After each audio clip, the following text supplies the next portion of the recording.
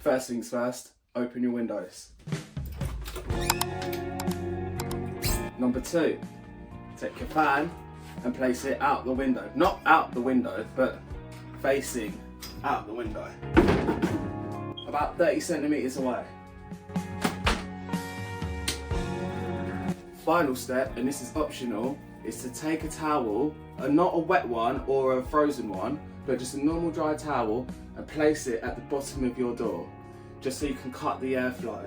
Now, the reason why this works is because your fan is pulling the air.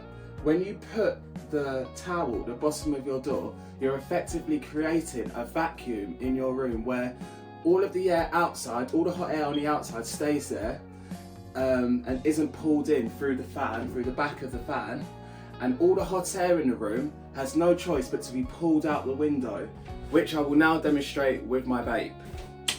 A quick scientific breakdown as to what is happening here is known simply as a Venturi effect, which is a direct application of the Bernoulli principle.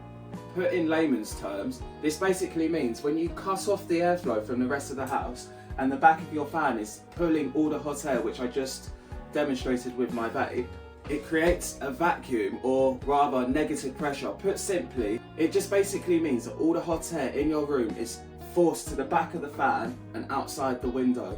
This is best started in the evening times, when it's not already too hot outside, and then you can feel the effect of it all day long. This lasts all day long. You only want to open your windows on one side of the room to cause this negative pressure to be pulled out of the window.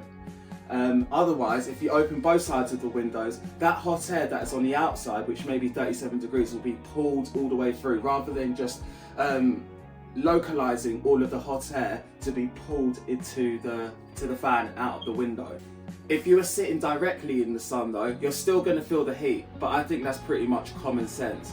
Don't turn into a raisin this summer. Like, share, subscribe and follow for more fan content.